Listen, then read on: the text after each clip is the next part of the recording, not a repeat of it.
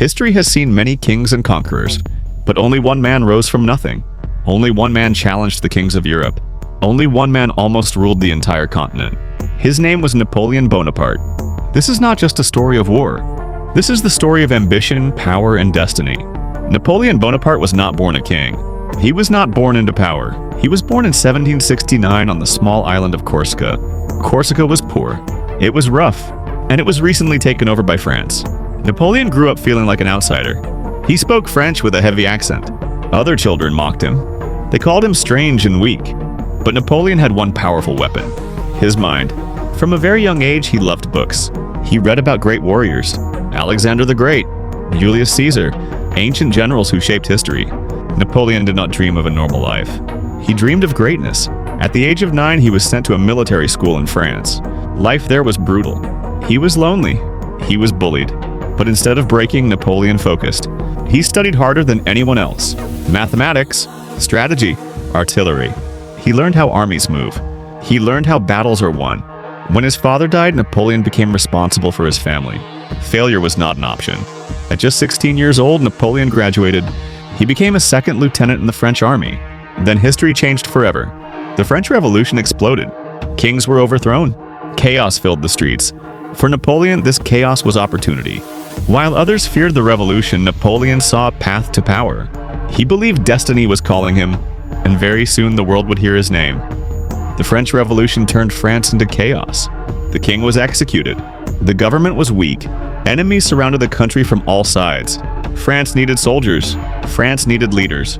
This was the moment Napoleon was waiting for. He was young. He was unknown. But he was brilliant. In 1793, the city of Toulon rebelled against the revolution. It was supported by British forces. If Toulon stayed in enemy hands, France would collapse. Napoleon was given a small role in the battle. Most commanders ignored him. That was their mistake. Napoleon studied the battlefield carefully. He noticed something others missed. The British ships were protected, but their artillery position was weak. Napoleon created a bold plan. He moved cannons silently at night. He attacked from unexpected angles. Within days, Toulon fell. The British fleet was forced to retreat. Napoleon was only 24 years old. Overnight, his name spread across France. He was promoted to brigadier general. But success always creates enemies. Political leaders feared him. They saw his confidence. They saw his ambition. Soon Napoleon was arrested, thrown into prison, his future once again uncertain. But fate was not finished with him. In 1795, Paris was on the edge of collapse. Royalists planned an uprising. The government was desperate. They turned to Napoleon. Napoleon did not hesitate. He placed cannons across the streets of Paris. When the rebels advanced, he ordered fire. Grape shot tore through the crowd. The rebellion ended in minutes. Paris was saved. Napoleon became a national hero. He was appointed commander of the Army of Italy. Many thought it was a punishment. The army was poor, hungry, undisciplined. Napoleon saw something else, an army waiting to be transformed. Before leaving, he married Josephine. She was older, elegant, and deeply connected to powerful politicians. Then Napoleon marched toward Italy. Europe laughed at him. They would not laugh for long, because in Italy, Napoleon was about to shock the world. Napoleon arrived in Italy with an army that was broken. The soldiers were starving. Their uniforms were torn. Their morale was almost gone. The generals laughed at him. They saw a young man with big dreams. They did not believe he could lead. Napoleon proved them wrong. He gathered the soldiers and spoke directly to them. He promised glory. He promised food. He promised victory. Then he delivered. Napoleon moved faster than any army in Europe.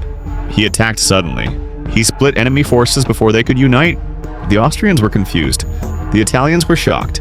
Battle after battle, Napoleon won. At Montanati, his army crushed a larger force. At Lodi, he led the charge himself. Bullets flew around him. Men fell beside him. But Napoleon kept moving forward. The bridge was taken. The enemy fled. That moment made him legendary. Soon, city after city surrendered. Napoleon negotiated like a king. He punished enemies. He rewarded allies. He sent wealth back to France. Gold, art, power. Paris celebrated him. But with victory came danger. Napoleon began making decisions on his own. He ignored orders from the government. He signed treaties without permission. France was no longer controlling Napoleon. Napoleon was controlling France. In 1797, Austria finally surrendered. The war in Italy was over. Napoleon returned as a hero. Crowds cheered his name. Politicians smiled but feared him. He was popular. Too popular. To keep him away, the government gave him a new mission. A dangerous one. Egypt. A land of sand, mystery, and ancient power. Napoleon accepted. He did not know it yet, but Egypt would change everything. His greatest victories were still ahead, and so were his greatest mistakes. Napoleon sailed to Egypt in 1798 with a massive fleet. His goal was not just war, he wanted history. He wanted glory beyond Europe. Egypt was controlled by the Mamluks, fierce warriors on horseback. They ruled through fear and tradition. Napoleon brought something different. Cannons, discipline, modern warfare. Before reaching Egypt, disaster struck. The British Navy, led by Admiral Nelson, attacked. Napoleon's fleet was destroyed at the Battle of the Nile. His army was trapped. No escape. No support from France. But Napoleon hid the truth. He marched inland as if nothing had happened. At the Battle of the Pyramids, he faced the Mamluks. He ordered his men into squares. Cavalry charged. Cannons fired. The Mamluks were crushed. Cairo fell. Egypt belonged to Napoleon. He spoke to the people like a ruler, not a conqueror. He respected their religion. He protected their culture.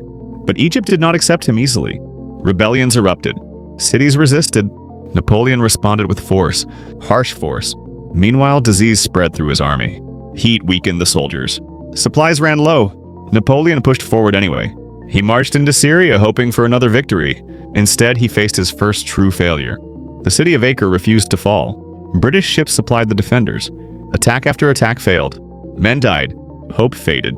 For the first time, Napoleon retreated. He returned to Egypt quietly. The myth of invincibility was cracking. Then came news from France. The government was collapsing. The people were angry. The army wanted a leader. Napoleon saw his moment. He left his army behind, slipped past the British Navy, and sailed back to France in secret.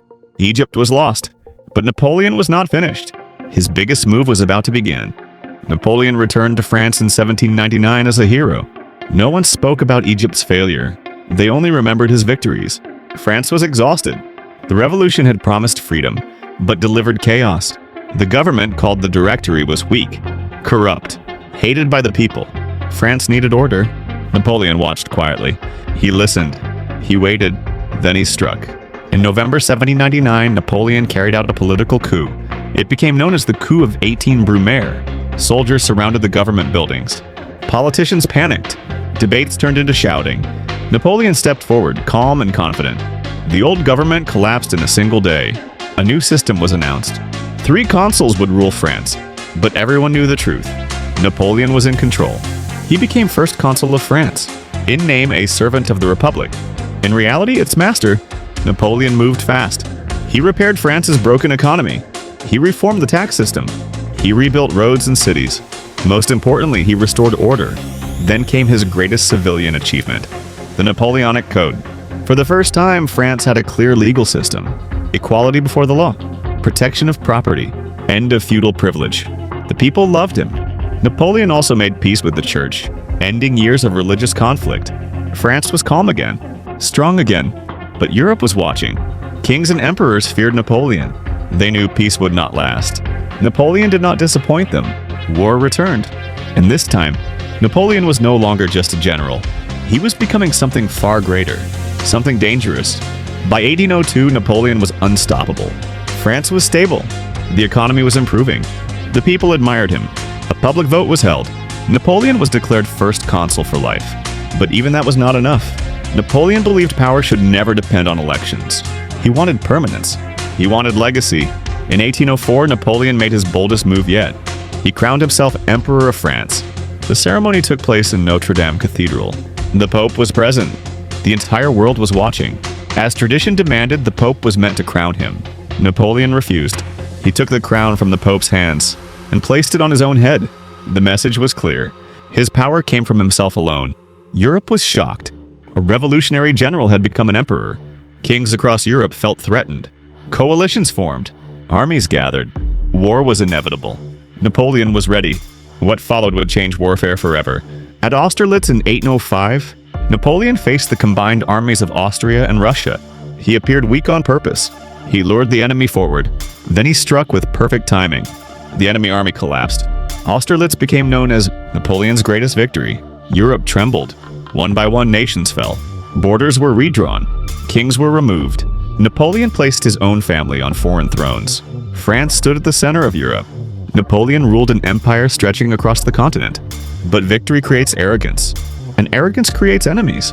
Napoleon was winning every battle, yet one enemy remained undefeated: Britain. And to destroy Britain, Napoleon would make a decision that would slowly destroy himself.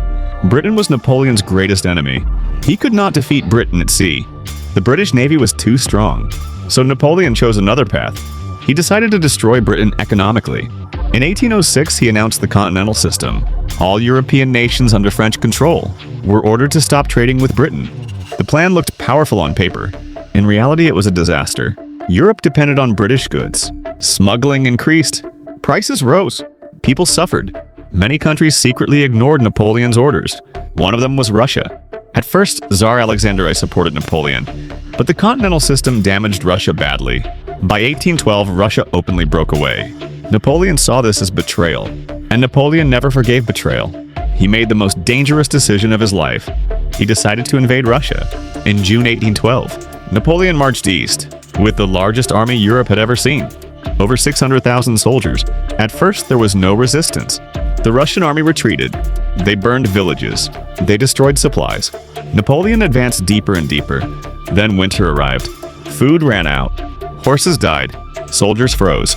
Napoleon reached Moscow, only to find it burning. The city was empty. There was no surrender, no peace, only fire and silence. Napoleon waited. Winter tightened its grip. Finally, he ordered retreat. That retreat became a nightmare. Russian attacks, starvation, freezing temperatures. The Grand Army collapsed. Only a fraction returned alive. The legend of Napoleon was shattered. Europe sensed weakness. Old enemies rose again. Coalitions formed once more. Napoleon was no longer unstoppable. The fall had begun. And soon, Napoleon would face a defeat that would end his empire forever. After the disaster in Russia, Europe turned against Napoleon. Austria, Prussia, Russia, Britain, they all united with one goal: end Napoleon forever. In 1813, the war returned to Germany. Napoleon was no longer leading a grand army of veterans. Most of his experienced soldiers were dead. Now he fought with young, untrained men. Still, he fought like a lion. Battle after battle, Napoleon showed flashes of his old genius. But numbers were against him. In October 1813, near the city of Leipzig, the largest battle Europe had ever seen began. It would later be called the Battle of the Nations. More than 500,000 soldiers clashed. For 4 days, cannons thundered, cities burned, thousands died. Napoleon fought desperately, but his allies betrayed him. One by one, they switched sides, surrounded, outnumbered, exhausted. Napoleon was defeated. The defeat at Leipzig changed everything. The Allied armies marched straight into France. Paris fell in 1814. Napoleon had no army left, no allies, no escape. He abdicated the throne.